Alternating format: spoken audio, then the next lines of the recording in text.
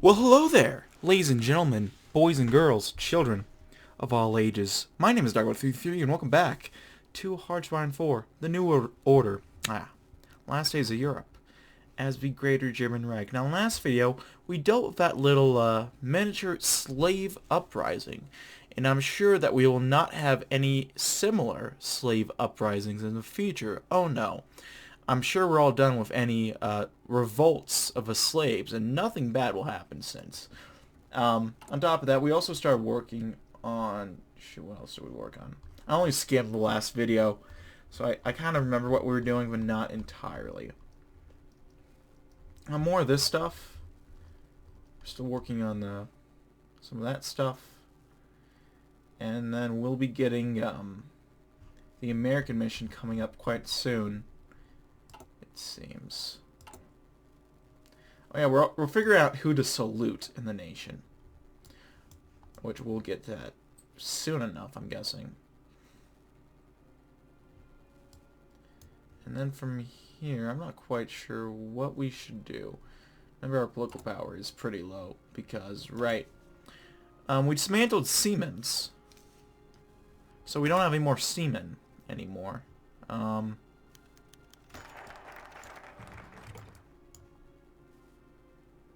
Oh. Okay.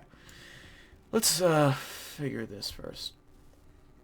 As the here is slowly but steadily reformed and taken from the clutches of corrupted, self-serving officers, a debate fills the barracks and the command room. While the few are granting a larger autonomy to the Oberkommando der Heer and slowly politicizing the armed forces as suggested by von Tresckow, some of the officers ask themselves whether there is still any reason to swear loyalty to the person of the leader, rather than the nation as a whole. In the glory days of the Reich, the screams "Heil Hitler!" were so loud that they shook the earth and made the building tremble.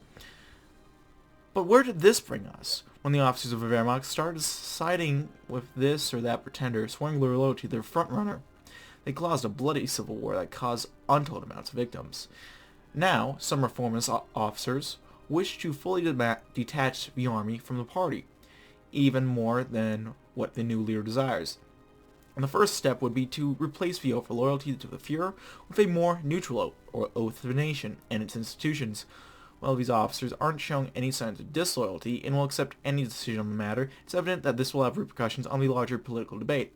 Already, the reformists within the Reich call for a comprehensive reform to remove any political influence in the army, while the conservatives are trying to stop what they call a, quote, dangerous anarchy. As the government is called to decide on the matter, what will the Führer do? Who shall the new soldiers swear their loyalty to? Let's do...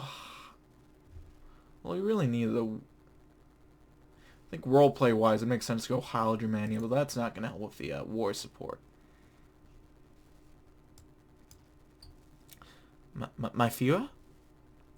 Speer glanced up from his paperwork, a little surprised. It was unusual for a secretary to say anything more than strictly necessary to him.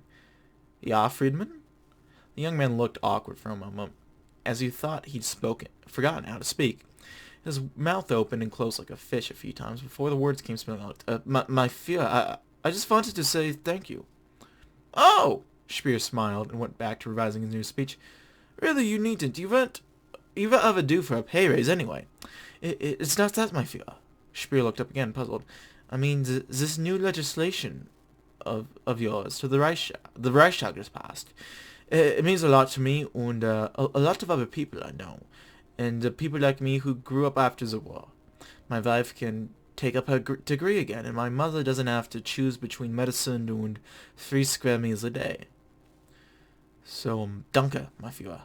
The two men, separated by generations and unbeknownst to Friedman, their politics, were silent for a moment. And then, Speer smiled again, sincerely this time.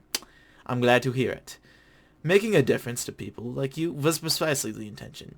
Picking up his pen, Speer resumed his work, but not without one final smile and a nod of approval at Friedman as he headed back to his desk with a little less weight on his heart. Well, it's nice to be appreciated. So we get some more monthly population, a bit more GDP costs, but generally pretty good stuff. Then the higher education costs are going, the GDP cost is going way up, but so is with taxable population and a whole bunch of other stuff. Plus, we get out of the pee-pee hole we were in, which is wunderbar. Really.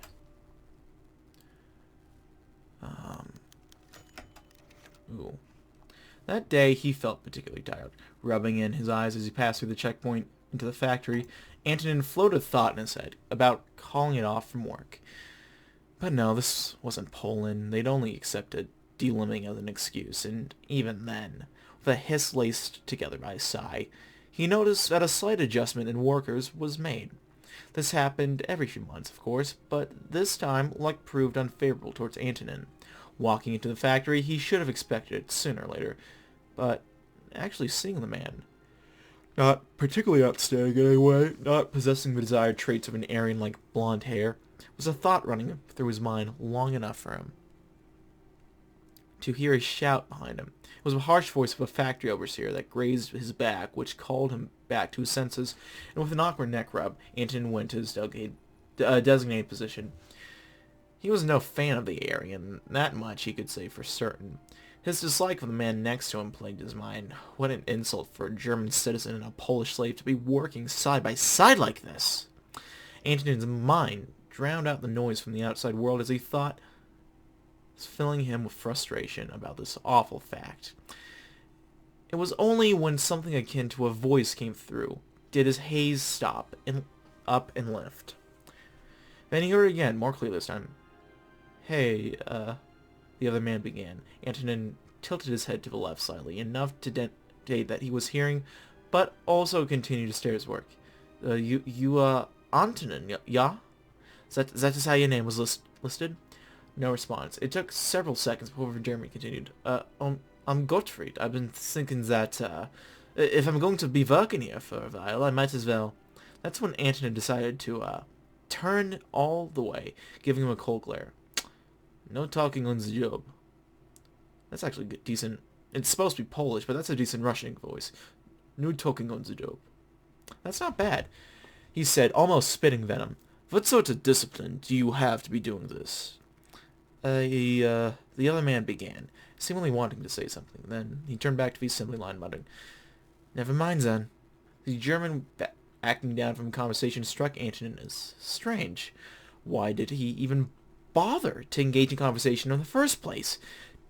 Did he not know who they were and who he was? He didn't bother to think about it any further. By the time the whistle rattled through his head, all Antonin wanted to do was sleep. Sleep for as long and as heartily as he could. One does not talk with their oppressor. Or do they? I don't know. Ooh, this actually worked out. It's really exciting. Records been traced from the employees working at the advertisement agency in Madison Square Park. Operation has been confirmed as the setup. Agents, currently numbering 6, all have direct ties to the Schutzstaffel operating out of the Ordnungsstadt Burgund. Presumed to be veteran agents from before the Civil War, information on sources of income is weak. Primarily the United States financial sector, and by far, secondarily directing funding from Himmler's clique. Recommending action is further pursuant to the ties of the U.S. financial sector. More specific information on where the agents get their funding will be found in pages 4 to 7. Agent profiles will be found in pages 1 to 6. See Appendix A about personal loyalties regarding the Ordnungsstadt Burgund. May Germany be in safe hands. Himmler and his goons are at it again. Oh, those silly Germans. Ooh. They spread their tendrils to the USA. The advertising agency. Ooh. Okay. Now this is neat. I'm interested about this. I really am. Let me check real quick. Not that. This. How are trends going? Quite well, I gotta say. Poverty rate is going up very well, which I appreciate. Industrial equipment's going up pretty well. Industrial expertise as well. I appreciate all of this. We're doing well. What else do we want to do?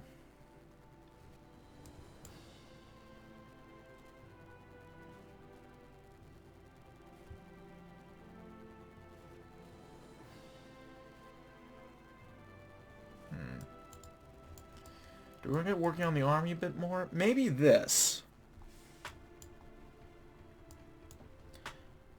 Oh, maybe the conglomerate of steel. That might be good. Reichswerke, formerly Reichswerke Hermann Göring, is not actually a private company, but may as well be one anyway, given the enormous amount of influence and autonomy they possess. Having such a large conglomerate under state control would normally stifle its profit, but Reichswerke possesses a monopoly on steel, coal, and other heavy industries. Combine that with the fact that they are remarkably good at avoiding their taxes, and you have a recipe for a truly abominable cartel. Reichswerke owns massive numbers of slaves. Not quite as many as I.J. Farben, but still numbering in the million. These are some of the most pitiful, poorly treated people in the entire system, forced to work in dangerous mines, foundries, and factories for as long as their overseers demand. Reichswerke slaves are chewed up and spat out as corpses by the deadly meat grinder of industry, leaving thousands dead every year as the executives and their friends in the Nazi Party and bureaucracy grow even richer. We must slay this beast of iron and blood, no matter the cost. Agreed. Well, let's get moving on. Ooh. The Iberian Divorce. Yeah, it wasn't meant to be, I guess. They did avoid civil war, though, and that's very good, because it can get... the civil war can get bad. Oh. I was about to say, I thought something was about to happen. Sorry, Himmler. Your plans didn't work out there. Oh yeah, spoiler alert, Himmler has something to do with whatchamacallit. Alright, let's look how we're doing in a lot of these, in the rest of these places. Katherinstadt. It's going pretty well. I mean, the slaves are slowly leaving anyway in a couple of these places.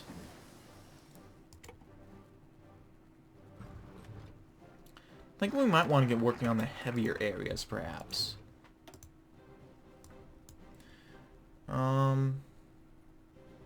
Working on the lives to save. I'm all in. Alright, I have to do, I'm all in for gun full steam ahead with privatization of Reichswerke, but there's a catch, as always. The decartelization of a corporation is too fast and disorganized, so the millions of slaves it owns could be quite easily end up in the hands of our enemies. Once in private hands and showing their freedom will become more difficult. Not impossible, but more of a challenge than it should be. We have a responsibility to the oppressed. Their lives are worth more than anything we could hope to gain from the immediate destruction of Reichswerke. But we'll give Gellenberg enough time to save some of his fortune. That's a small price to pay compared to saving thousands more lives. He'll still get to stay in court. That much I swear. For now, we should privatize Reichswerke only to a limited degree, and at a measured pace, so that we can ensure no slaves fall through the cracks to be denied their freedom. Wunderbar. We got a research slot available. Let's get working on better tanks. Why not? I don't know. Oh.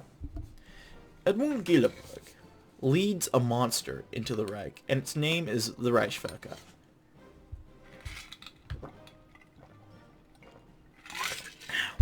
It's a juggernaut of industry, only outdone in size and influence by the titanic A.G. Farben Company.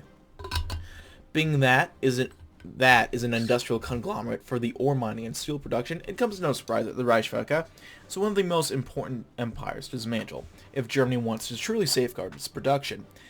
Edmund Gellenberg, having recently come to be the new Weltwirtschaftsführer, uses the connection he has to maximize profit and safeguard the existence of his income.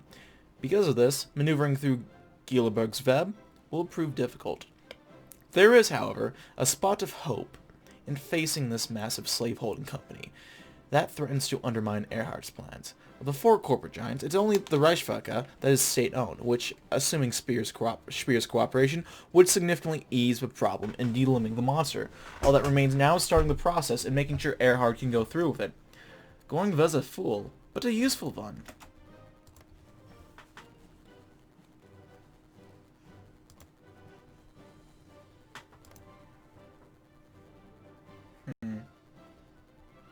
I'm debating giving Crimea back to Ukraine. I doubt that would do much, but it might be like a funny meme. Okay, what do we want to go after next? We'll do some partial privatization. The privatization of Reichswerke isn't turning out as profitable as it might have been, but continues at a decent clip. Entrepreneurs looking to snap up pieces of the cartel were naturally disappointed by our own decision to retain majority state ownership, but it was a necessary move to keep the slaves safe from prolonged bondage. Once enough of the Reichswerk's assets have been sold off, the company will be put under new management, and the old executives prosecuted for their crimes. Never again will innocent people be sacrificed in the pursuit of wealth and amid the smoke and fire of the Rhine and Ruhr. And that works with me. Ooh, Serbia. Many around the world wouldn't know it, but technically Serbia is an independent country. In actuality, it's little more than a German-led collaboration state. It's certainly ran by one. Although relatively peaceful after the Second World War, the small state would see a huge influx of refugees enter its borders. Italian indifference to the plight of Serbians in Albania, and other Italians-held regions in the Balkans meant that Serbia is one of the few places left that welcomes its own people. And even there they face hardships. The country, not ready to face such massive numbers of migrants and immigrants, now has to deal with massive unemployment, poverty, and literal cities of tents for refugees who have nowhere else to go. To make matters worse, the situation is about to boil over. With more and more refugees entering the country by the day, the conditions in many refugee camps are becoming unsustainable. The Italian government, ever generous, is offering a large amount of humanitarian aid to assist the Serbian people, although this doesn't change the fact that the Italians are the largest contributor to the problem in the first place, something that the government conveniently ignores. On the other side of the fence, the Germans are implementing their own work programs and sending economic assistance, while both sides try to play the Serbians against each other in an underground political battle. It isn't clear exactly who has an advantage or who the Serbians hate more, but the results will be nothing short of entertaining, if nothing else. The Serbians are just more pawns in the game. We're back at it, boys. The great game for Serbia. I believe they're the last one, because we got Bulgaria, Hungary, Romania, and France. It's just Serbia at this point. Who knows, we might go ahead and get Tupac joining up with us. That would be neat. Let's go ahead and deploy the garrisons. Lose a bit of manpower, but that's not that big a deal. I don't care about that. War's been long over. I don't know why it's still there. The French have suffered much in the last year, particularly at the hands of Reich. Nonetheless, convincing to draw the Alliance back again, it's going to be difficult and require concessions, but we have to try otherwise with a line of wine. Are they not? Oh, they're not a part of our faction. Okay. Let's reach out to them then.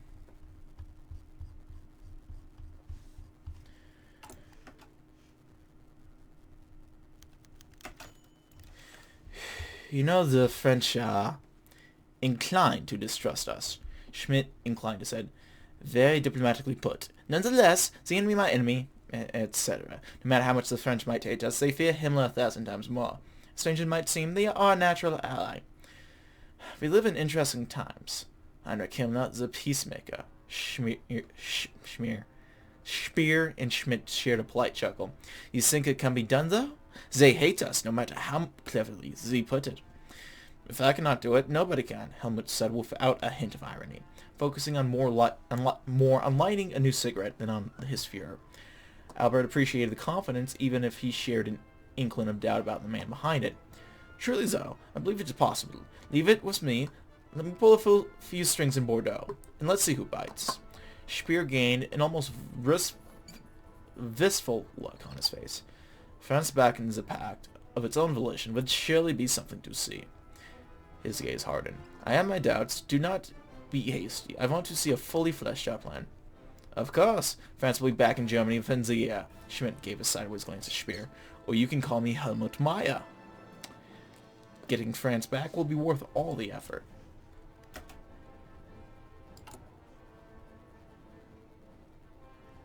And this is going to be, so a lot of these require cipher machines, it seems. It is possible. Possible, Schmidt's brash boast had been tempered to a quiet assurance. Speer approved. I pulled a few strings, as I said. It won't be easy, as that you can be damn sure, but the French are scared. They'll want concessions, but they aren't stupid enough to demand more than we are prepared to give. As long as he keeps the talk secret until something favorable comes out, he'll talk. And you will be conducting these negotiations yourself? With your blessing, of course. I doubt the R&D would allow you to front without enough bodyguards to take Bordeaux.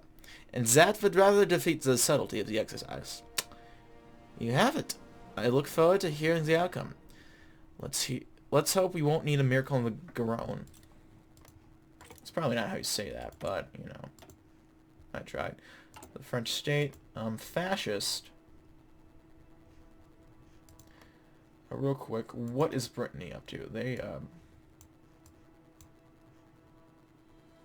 looks like they've gone isolationist. Ooh, you dumb bitches. That probably wasn't the move.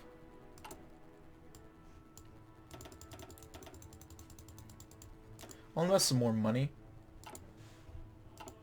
to these guys, and then let's go ahead and pay off the debt. Why not? Partial privatization.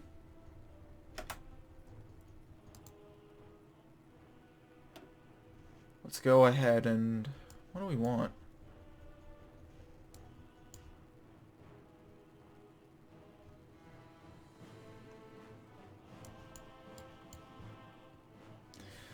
Let's go working on the economy actually more. Let's promote some small businesses.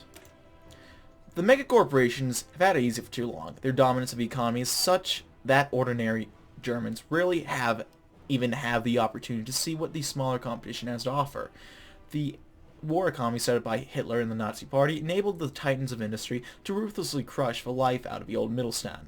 They have tried to keep it that way, often with state support. That ends today.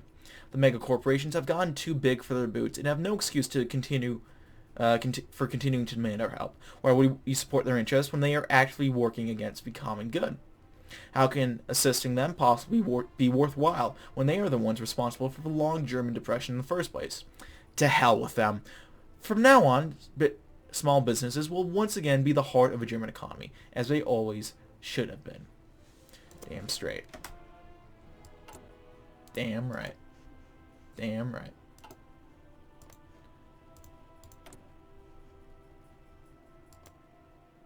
Man, we'll have England in our faction, we'll have France.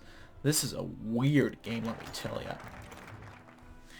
Hummel would enjoy the unique experience of a good cigarette and a glass of brandy at 20,000 feet. But this job certainly had its benefits, even if he did work with unsavory characters in dangerous situations. The peculiar back-swept wing of a plane made his view of the midnight earth below all the more expansive. It seemed as though he could see half the lights of Europe, but only half. The journey to France had become much more longer since France had moved further away. The expansion of Burgundy, like a great tumor, was perhaps one of the worst side effects of the Bürgerkrieg, one felt by the French more than anyone. Whilst Himmler's realm remained nominally part of the Reich, that was a lie believed by no one. From his perch above the world, he could see the boundary, a stark line between patches of light and utter blackness. Whilst he could not undo what had been done, he could try and make something better. That was a mantra that he had to hold in his head more and more every day. The trouble would be in whether the French would ever believe that. The plane began its slow fall into Bordeaux. Au revoir. What next? Let's highlight the mega corporations. The best way to weaken the mega corporations is obvious. We should deprive them of business. Almost all the state and military contracts have been awarded to the 4 largest corporations in the Reich for the past 30 years. While countless small but promising entrepreneurs have had the life choked out of them, it's time to give every good, hard-working businessman a shot at doing business with the Reich government. Contracts previously given to the mega corporations will be gradually rescinded, divided up, and reassigned to the Führer directive. Meanwhile, new ones will be drafted up by Erhard working in conjunction with representatives from the business community. The Führer has voiced his concerns about decentralizing military production, but Erhard is dismissed them, assuring him that there is no longer a need for ultra-centralized mass production of armaments. The Reichstag, Speidel, and von Tresckow have given their own approval to the notion, so all that is needed is we go ahead from the Reich Chancellery. So 10 stability, let's do it.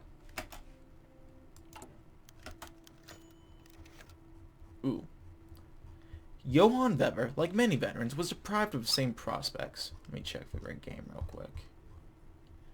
6-6. We'll send over some heavy guns yet then. Was deprived of the same prospects his parents had enjoyed by the crash of the 1950s. With no more wars to fight and no possibility of advancing through the ranks, Herr Weber was supposed to try his luck in the blue-collar job market. That, as most of the populace could tell you, was a futile endeavor.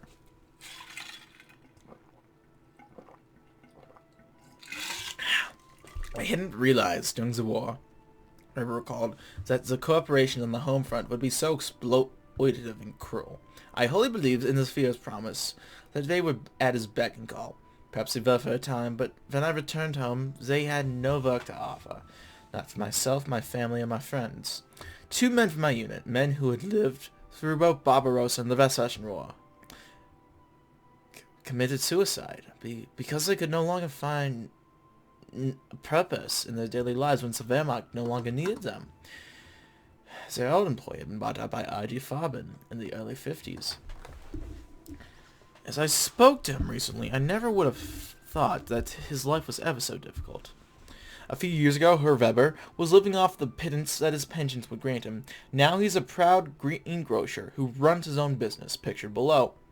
Here he sells fresh produce from local farms, turning enough of a profit that he was recently able to purchase a home for his family.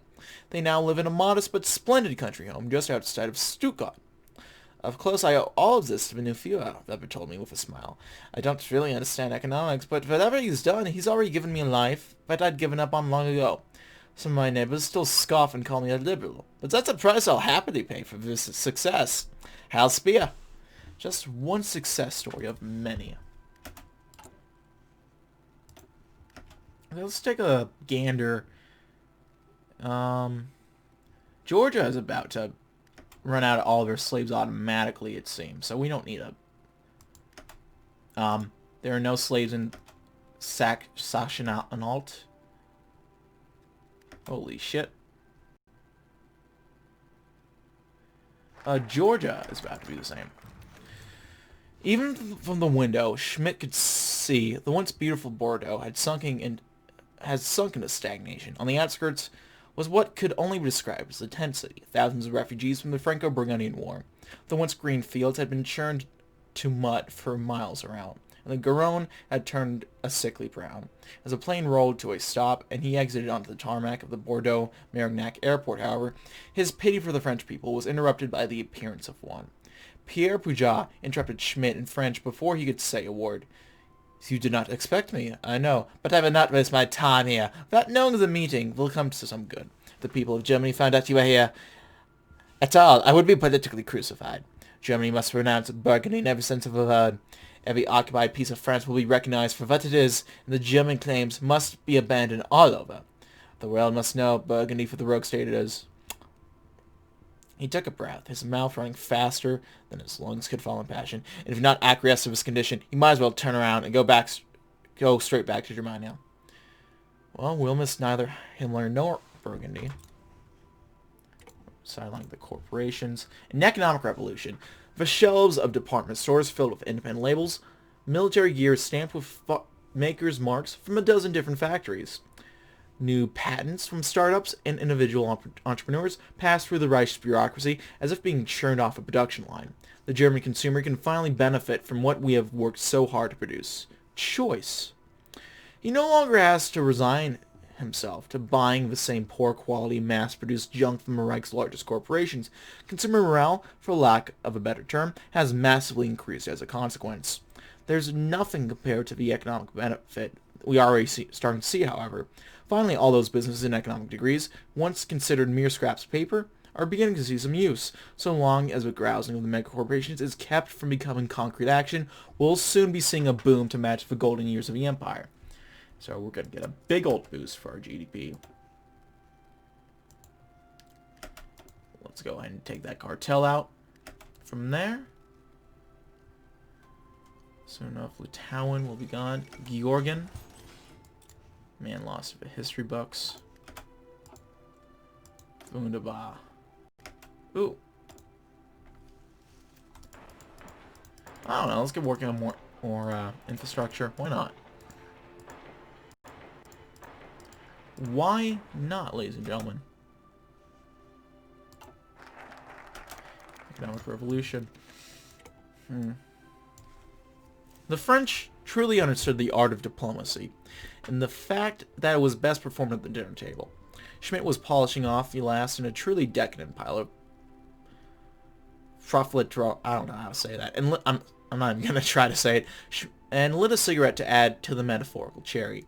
The mayor's palace, now the de facto residence of a French president, was a fine residence that seemed to have been preserved from the chaos of a world outside. A bubble of comfort in a city that still bore shells from its last war. Shell craters from its last war. Pujol, however you say it, himself put down his cutlery and glanced at his guest.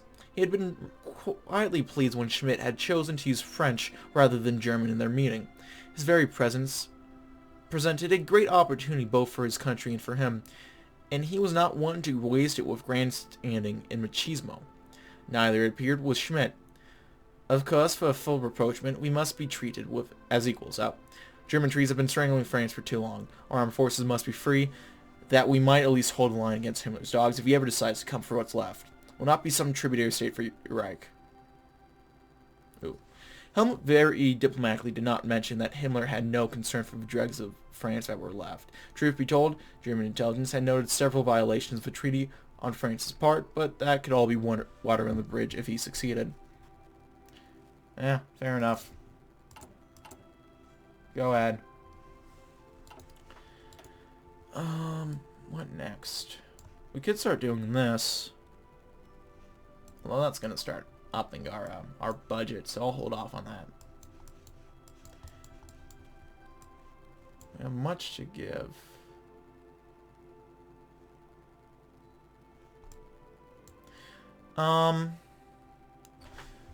Let's call for a death to the cult of personality. The time has come to embrace total de-Hitlerization for the good of a German Reich. No longer shall we party worship Hitler as a figurehead of National Socialism and Messianic savior of the Aryan race. It's our duty to acknowledge that Hitler was a mere man driven by power and prone to committing unspeakable actions, even against his own people, whom he claimed so often to love. This drastic change in National Socialist thought will undoubtedly spark fury among the conservative wing of the Nazi Party, but it's a risk we're willing to take.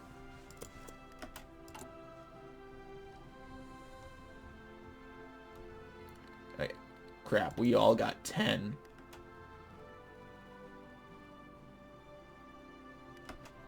Is that what Italy's doing? Hold on.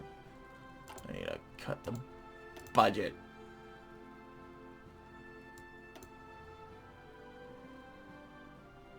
Anyway.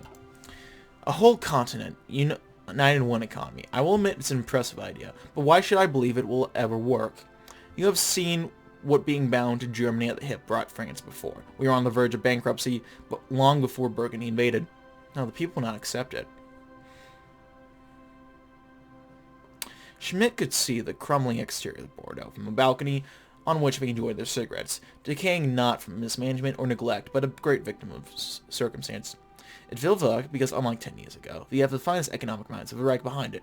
Hitler and his cronies shunned sensible policy for ideology, and our government intends to rectify his mistakes. I have seen the work of your Erhard, and it is most impressive. Nonetheless, no Frenchman would ever accept being thrown back into the German market without assurances. We must have control of our own affairs if we are to join. Yeah, fuck it. I don't really care. Georgia is almost out of slaves. Ooh. Pierre Pujol had been called away for some apparently urgent stately business, but he had certainly left Helmut with much to consider. Before he disappeared, he presented his final and greatest demand. Schmidt had not had reason to consider Brittany for some time. The newly formed peninsular state had been one of Hitler's most peculiar ideas. Ripped from France in the 50s as part of his divide and conquer strategy. He had heard Erhard cursing the Breton black market for undercutting many German goods in his eternal crusade to fix the economy, but other than that, their less than savory entrepreneurial activities they had kept to themselves. The Accord of Nantes left them frozen in stasis. Pierre Puget had insisted that Brittany once more be reunited with France. The accord must be renounced and France's territorial integrity restored, he said, but the French state was in no condition to mount such an invasion alone. As much as it burned to admit him, they need German help. That does seem like a very bad idea.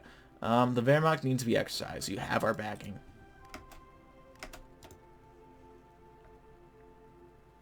Oh god, we're going to take a big PP hit. It's not nice, but what are you going to do? And we'll get some of the PP back eventually. Germany has been stuck by a seismic political change, the reverberations of which will be felt for decades to come. The Hitler cult has been obliterated and all its traces scattered to the wind. To call this move controversial would be a gross understatement, and many party comrades are raging against the administration's new position. Nonetheless, to linger on the mistakes of history would be a fruitless endeavor. We must avert our eyes from the darkness of a past and instead embrace the bountiful future that awaits. Now that's poetic. Okay, let's move these guys to Wilhelmshaven. Right. No, let's get into Bremen real quick. Ooh. Von Tresckow had been surprised to hear Schmidt's success in the French negotiations. The man had a silver tongue, but naturally acted and speak louder than words. A demonstration of friendship was in order, and that demonstration had been left to Henning and his staff at VLKW. German troops would once more march through France, this time to undo what they did a decade previously. Once the news had arrived, ordnance maps of Brittany seized from French archives were dug out for the first time in over a decade, and combined with full spectrum photographs from the Luftwaffe's best high-altitude spy planes. Road maps were updated, and an industrial amount of paper devoted to printed local maps to be distributed to French officers. Even a French Breton phrasebook had been developed, as the local language had overtaken the use of French in some areas. Air superiority would be easy to be achieved, but they would have to be careful planning their naval cordon. Breton smugglers had 1,001 ways to sneak through a blockade, and it would be preferable to capture the government that they could force a surrender. Actions along the Burgundian border were to be avoided whenever possible. A border skirmish at this time could develop into something disastrous, and Germany would be forced to respond in full force in the event of another Franco-Burgundian war. Von Tresckow shuddered at the thought. It was a good thing that they would be there to supervise the weak and untested French army. Here was their chance to prove their mettle. Oh, wonderful. Okay. So we can just go ahead and, can we go ahead and do a front line?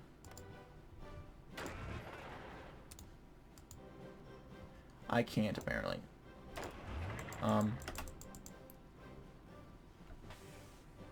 Yeah, we'll wait until we get into a port. They shot them.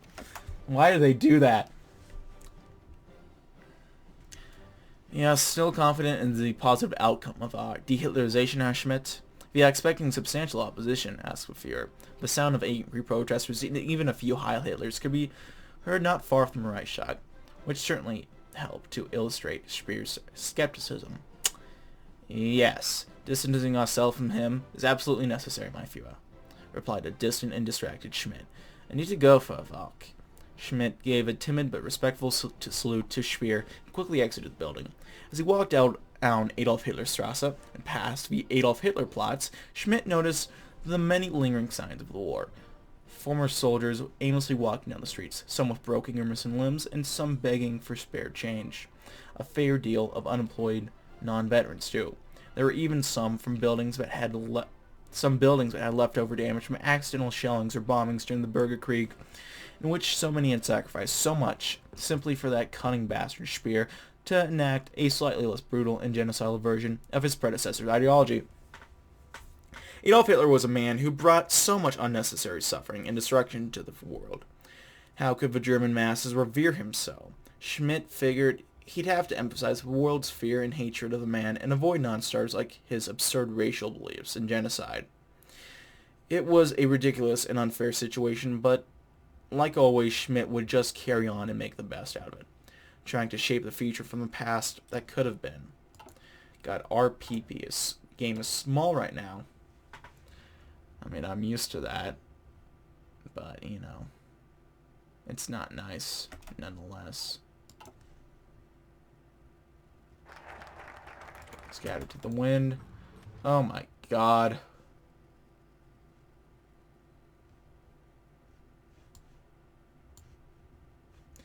I mean, we're already in the hole. We might as well keep going into it. Fuck it.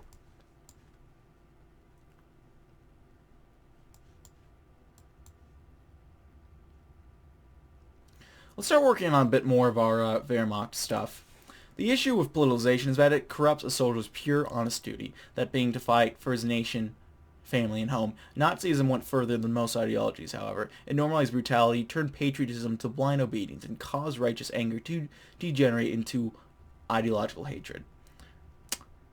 This is actively harmful to the well-being of the soldiers, especially once they return to civilian life and find a world completely alien to them. Some level of politicalization is inevitable, but it shouldn't be like this. When he's enlisted, a man's political thoughts should be about how best he can serve his country. Bringing ideology into the mix causes him to filter everything through the lens of what is most politically acceptable, rather than what he should do. The education of soldiers should be turned into a more normal, traditional direction. We must ensure that they are loyal to the nation, not to the party's ideology. Of course.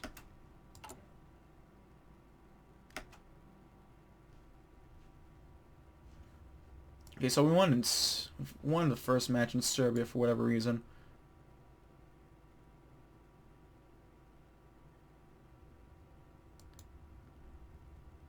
Rolo. Oh, okay. So we need political power, which God knows we don't have. Hold on. Howdy, partner. How are you doing up there?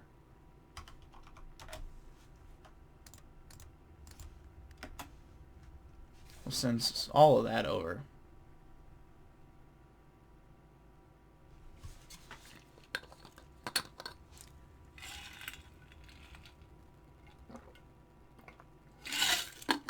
That makes a bit more sense on how it's supposed to work.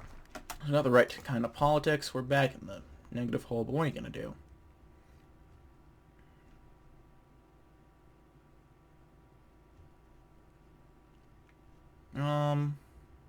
No more party guidance. The heaviest shackle upon here is the National Socialist Leadership Officers Corps. Modeled on the Bolshevik commissars of all things, these snakes are led by soldiers who have sold their souls to Nazism and enter directly the party. In theory, they're also to act as Nazi-friendly secular chaplains who ensure the good spirits and loyalty of the soldiery. In practice, their role is to mete out punishment, usually the capital kind, to anyone who questions orders or retreats without their permission. These leeches are a plague that we cannot tolerate any longer. Military discipline is important, but morale and good conduct cannot be maintained through murder.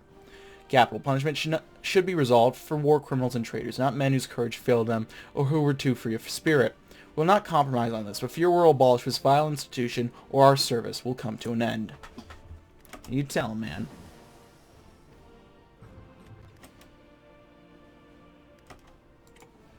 So that's some supply chain reinforcement. I'll do some wartime industry.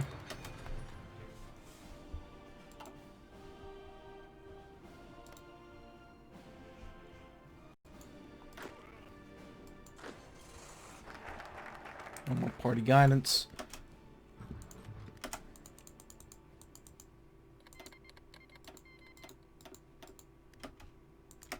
You guys want to go to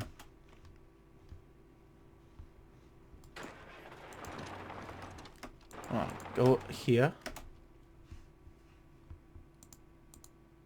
There we go.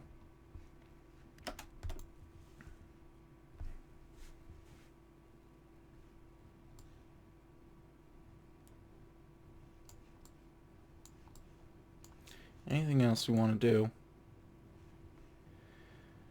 Might as well work on a new Reich.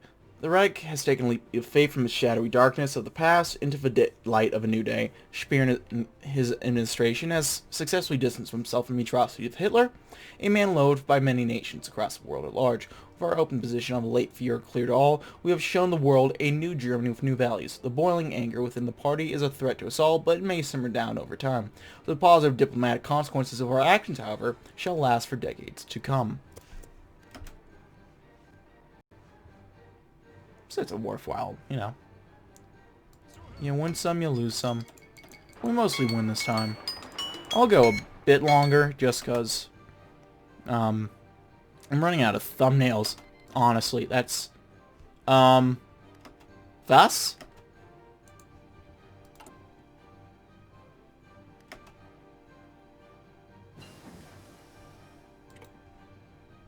I mean, I suppose, yeah.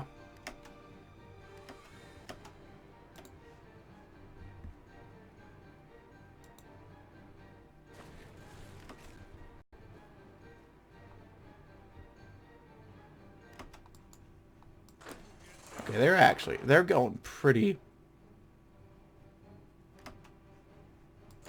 I'm impressed, honestly. They're doing good already.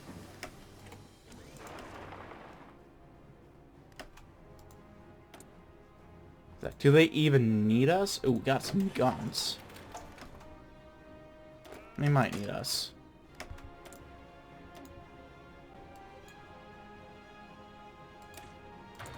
It's anti-tank. We'll get some anti-air too for our infantry.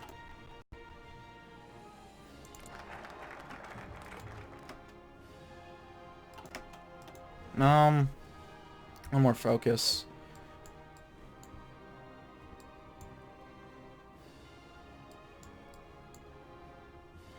We'll do much to give.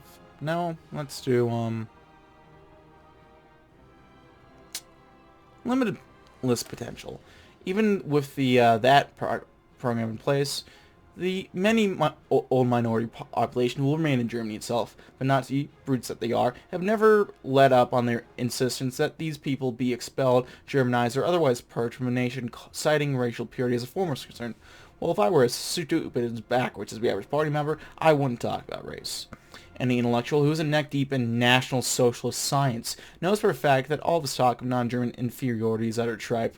Even if they wouldn't dare say so in public, Bohemian Poznan were booming industrial hubs long before the Nazis came along and started driving out the locals. Now that Germanization is over, we can finally offer equal opportunities to those deprived peoples and begin healing old wounds.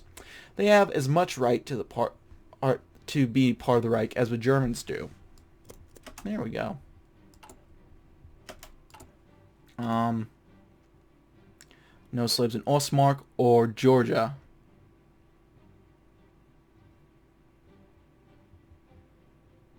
Or, okay, I was about to say.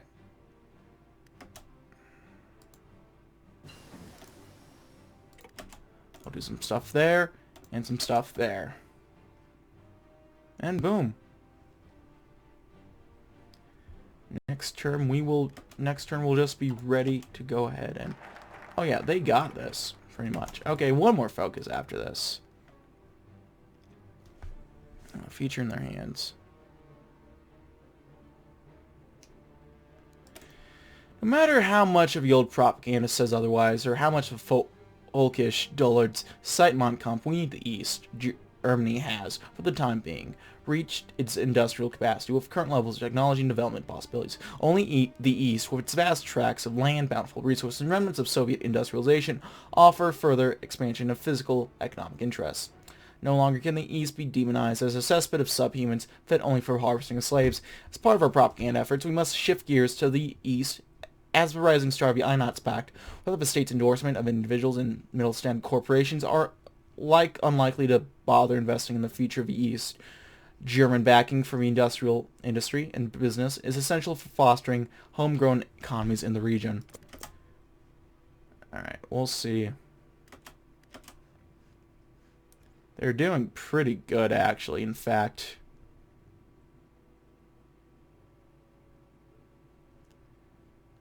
Is that the Spanish N? Ironic. You could save the nation from death, but not his administration. Okay, one more focus. Fuck.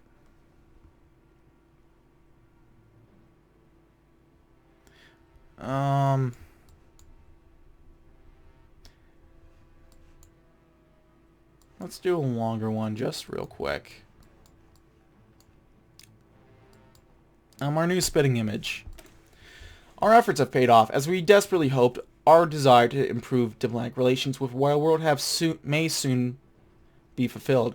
Many heads of states have praised Speer's position on Hitler to varying degrees of openness, and the foreign press we have intensively studied are producing mostly positive coverage. Even the great beast to our west, the US of A, has responded well to Speer's administration, distancing itself from Hitler, and the Republican-Democrat parties reportedly eyeing our sudden spurge in popularity with envy. We have presented a new face to the world, and the world likes what it sees. Evidently. Glasses cling together as Ludwig Erhard and Helmut Schmidt sat in one of Germany's finest restaurants. Of course, the one that had less obvious Nazi imagery, as both men found it that would lower their appetite and give them a low sense of unease. But now they were here, Erhard drinking a small glass of alcohol, of a strong alcohol, while Schmidt was more modest, deciding on some wine instead. But pleasant aside, the Minister of Economy spoke. The resignation trick works every time. Really, I wasn't expecting him to be so asinine about it. It's like I was asking him to instate elections. Schmidt let out a short laugh. Nein, Gott, nein. If it was like that, I think he'd ask you to resign itself instead. Erhard himself chuckled, and would have reached for a cigar had not been allowed in the restaurant. I suppose, however, you can tell me more details about this plan of yours? Oh, that's... Schmidt asked, prompting Erhard to sober up just a little and listen to what the foreign minister had said. Yeah. It's quite simple. It's just that the plan will take a long time to implement. I'm aiming for Germany's colonies to industrialize sufficiency, you see. Schmidt nodded. If we want them to stand as partners, they can't be so reliant on the old homes that any economic crisis would make them buckle and crack, just as it happened in the 50s.